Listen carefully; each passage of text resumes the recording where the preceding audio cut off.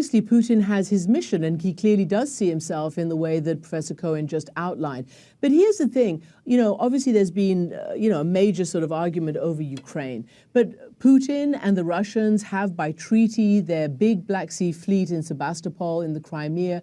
There was no indication that the new Ukrainian government was going to change that reality at all. And you say that Putin has telegraphed, what his aims are and that he's not a thug. Well, look, I would like you to explain to me how he and us can justify the trumping up of this hysteria in the Crimea, which has given the Russians the ability to do what they're doing, whether it was the trumped-up change of government in the Crimean parliament, whether it was the trumped-up call by this government for Russians to come in and protect them when they were not being killed, Professor Cohen. There was no violence in the Crimea, whether it was the horrendous, and I've done a lot of reporting on hate speech and nationalistic speech and on incitement to war and hatred, and the state Russian media is very bad right now on this. No, this is the facts. And now you have the Duma debating an annexation law. All of this is trumped up to provide Putin with what you say, and that is his desire to protect their interests and to keep his sphere of influence. Professor Cohen. The extremism didn't come from Russia. It was coming from Western Ukraine.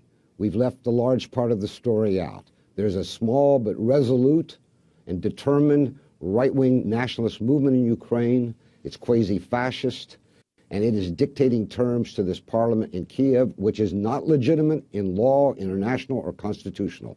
This parliament, which is a rump parliament because they banned the two majority parties that represented the East, have been passing anti-Russian legislation. They banned the use of Russian as an official language. It isn't Russia that's been spewing this ideological, destabilizing message. It's been coming from the West. And here the worst part is that hatred has been supported by Washington and Brussels in embracing this West Ukrainian movement. That must stop. We're up against the clock, unfortunately, but to be continued. An excellent conversation, Professor Cohen. Christiane Amanpour, thanks very much. And on that last point, you heard Vitaly Churkin, the Russian ambassador to the UN Security Council, saying earlier today that at fault for all of this are what he called fascists and anti-Semites in Ukraine right now. To be continued. You've got to be really careful putting that across as a fact. That's what Vitaly Churkin. He may have done. That's what he said. That is the Russian position. He may have done. That's what I was pointing out. But are you telling me? Are you saying